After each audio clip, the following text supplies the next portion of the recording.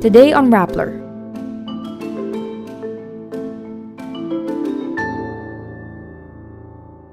President Marcos gains support from U.S. Vice President Kamala Harris regarding his nuclear energy plans. Canada, the United States, and other UN member states urge the Philippines to decriminalize libel. The daughter of North Korea's Kim Jong-un makes a public appearance for the first time. A gunman kills 5 at a Colorado LGBTQ+ nightclub shooting. Expelled JRU basketball player John Amores meets the St. Benilde players he punched and apologizes. Pop superstar Taylor Swift brings home Artist of the Year award at the 2022 American Music Awards. And Sharon Cuneta reveals she almost separated from her husband Kiko Pangilinan. President Ferdinand Marcos Jr.'s dream to power up the Philippines with nuclear energy gains support from U.S. Vice President Kamala Harris, who is currently in the country. Harris's office says the U.S. has opened up negotiations on a civil nuclear cooperation agreement. Once in force, the agreement would provide legal basis for the U.S. to send nuclear equipment to the Philippines. The Philippines faces an energy crisis amid higher demand and dwindling power sources. Marcos had been looking into reopening the Bataan nuclear power plant, a mothballed project of Marcos's father, the late dictator, and his namesake. Meantime, Harris also emphasizes Washington would come to Manila's defense in the event of an attack in the volatile South China Sea. An armed attack on the Philippines' armed forces, public vessels, or aircraft in the South China Sea would invoke U.S. mutual defense commitments.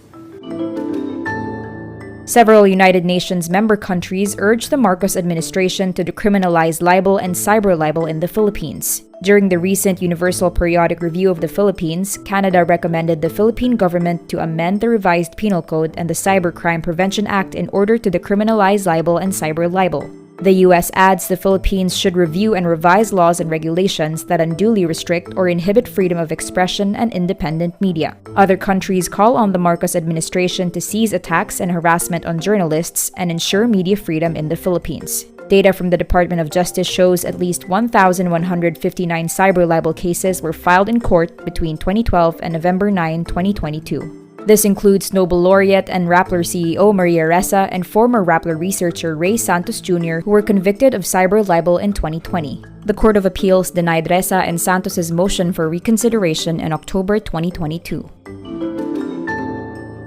North Korean leader Kim Jong-un reveals his daughter to the world for the first time on Saturday, November 19. Striking photos show the pair hand-in-hand inspecting the launch of North Korea's largest ballistic missile. State news agency KCNA reports North Korea test-fired a Hwasong-17 intercontinental ballistic missile on Friday, November 18. KCNA did not name the girl who is seen in the photographs in a white puffy coat, but a North Korea leadership expert says Kim's daughter Ju-ae is around 12 to 13 years old. Kim's wife Ri Sol-ju also made a rare appearance at Friday's launch. Experts believe Kim has as many as 3 children, 2 girls and a boy.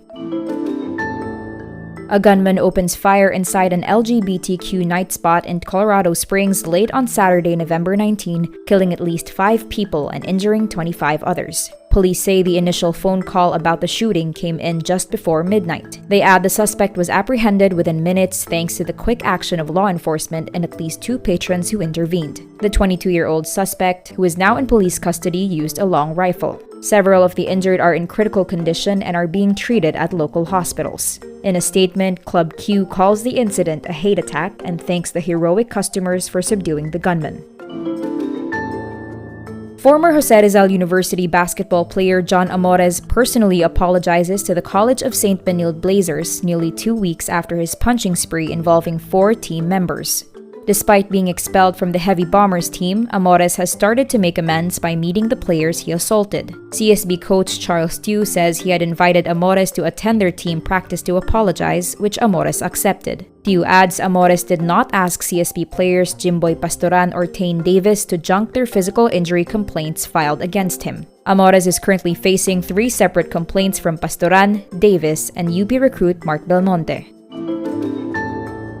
Pop superstar Taylor Swift is named Artist of the Year, the most prestigious honor at the American Music Awards on Sunday, November 20. Taylor thanks voters for supporting her after releasing 4 original albums and 2 re-recordings in the last 3 years. She does not mention last week's controversy over Ticketmaster sales for her upcoming tour, which were filled with glitches. Singer Pink opens the awards show dancing and singing on roller skates to her upbeat song Never Gonna Not Dance Again. Comedian and host Wayne Brady raps in his monologue, joking about how nobody is getting slapped tonight, in reference to Will Smith's infamous Oscar scandal. Dove Cameron, a former Disney Channel actress who reached the Billboard charts this year with a pop single Boyfriend, earns the first trophy of the night for Best New Artist. Sharon Cuneta says she reconciled with husband, former Senator Kiko Pangilinan, after a 6-month lover's quarrel. The megastar gets candid about their relationship on Instagram, saying she thought the quarrel would quote-unquote lead to a separation. Sharon reveals they were already quarreling when she kicked off her US concert tour with Regine Velasquez in July. She also explains her squabble was the reason they were not spotted together in her vlogs during the family's recent Korea trip. The actor-singer did not disclose what caused their spat, but noted she thought she would be single again next year. Sharon and Kiko got married in 1996. They marked their 26th wedding anniversary in April. And that's today's wrap. I'm Nina Liu. Thank you for watching. Click the link below for the full story. Follow us on Rappler's YouTube, Facebook, Twitter, Instagram, and TikTok.